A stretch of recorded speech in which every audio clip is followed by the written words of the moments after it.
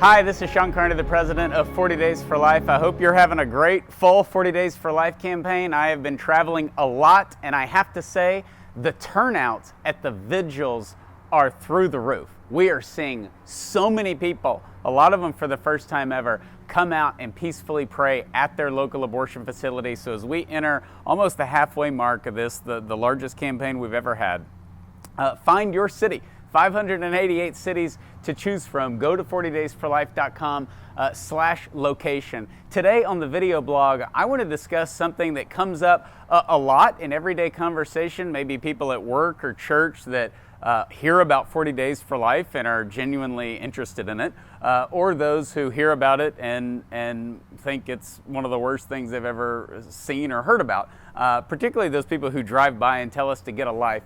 And that is the question that we will get from sincere and insincere people alike. Is this a waste of time? Why are you going out there? Go save the children in the Middle East. Go save the children somewhere else who aren't here. And that's one of the reasons why I wanted to do a video from where I am right now, which is at the Memorial for the Unborn, located at the headquarters of 40 Days for Life. If you look behind me at this beautiful memorial, you'll see a gold cross in that beautiful piece of granite, memorializing the 6,400 babies that died inside this building, which is where 40 Days for Life first began back in 2004 and now serves as the headquarters for 40 Days for Life. And the memorial is a reminder of what we do, why we do it, and who we do it for, which is Jesus Christ. It is a memorial not only for the children who lost their lives here, but a reminder for all of those babies who we are unable to save. We all know that more children are aborted during a 40 Days for Life campaign than are saved at the very last moment. That's just the reality. But they are never forgotten. And when somebody says to you, hey, is this really a waste of time? Whether they're asking sincerely or they're asking sarcastically, like go do something useful with your life that day, I want to tell you in front of this memorial, it is never a waste of time. And it can be very frustrating leading a 40 Days for Life campaign. It can be frustrating participating in 40 Days for Life. And we've expanded these last couple of years in different outlets through books and podcasts and videos and using the media to share these beautiful stories, to share the stories of the moms that run off the table at the last moment and choose life for their baby, the stories of workers who leave their abortion facility job and have a conversion and change their hearts. It was one of the beautiful things about the movie Unplanned, highlighting the beautiful story of Abby Johnson. We've helped 206 abortion workers leave, or seeing abortion facilities like this one close their doors forever, the one that Abby Johnson ran. And a lot of times, though, when you're out at a 40 Days for Life campaign, you don't see any of that. You don't see any of it, maybe raining and nothing happening, and you're sitting here going, every time I turn on the podcast or read an email, some dramatic thing is happening. But that's not always the case.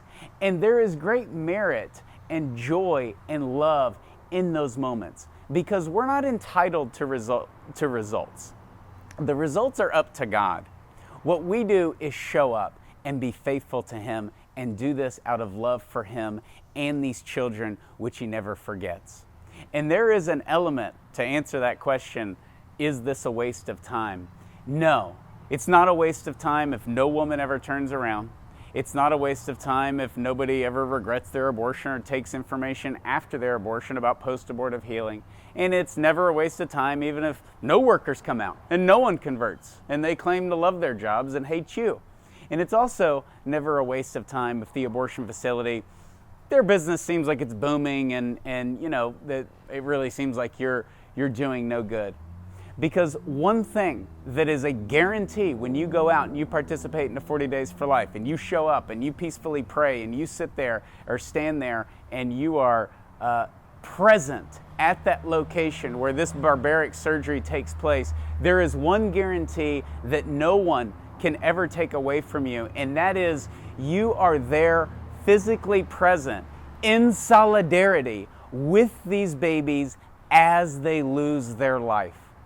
So no matter what, no matter who drives by and yells at you, no matter what the results that you can or can't see may be, those babies are literally not alone. Someone was thinking about them, and you were that someone. In the midst of your daily life and all the busyness that we have going on, they were not forgotten. You were there during that hour or time slot, being there physically as they were ripped apart and discarded.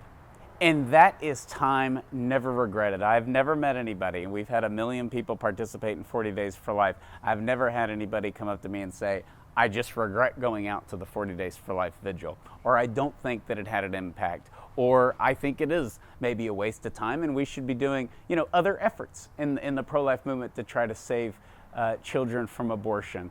No one has ever said that to me. And it is because when you go out there, you are entering into a prayer vigil that is not conducted by yourself, but is entering into the presence of God, where He is simply not welcome on the inside of the abortion facility in your town. But we can represent Him outside, and we can be there in solidarity with those babies as they lose their life. Many people who participate in 40 Days for Life, and this happened to me, and it was shown in the movie Unplanned, but it happened to me again recently during one of my 40 Days for Life visits when I was in Tampa, Florida, when we had a crowd out there, and there were some pastors speaking, and I shared a few words, and then our leader Sabrina was going over a few announcements, and all of a sudden she looked up and immediately started to tear up and said, we need to all just be praying right now. There is the Stericycle truck.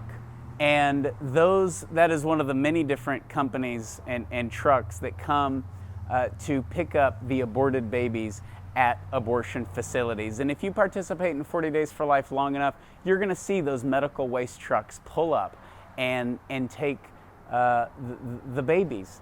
And there's no moment like that, because there's no political debate or media talking head or judge out there that can talk about abortion or a freedom of choice or reproductive rights that can ignore that scene, that abortion has to kill a baby. And when abortion kills a baby, that baby goes into a canister and is eventually picked up by a medical waste truck.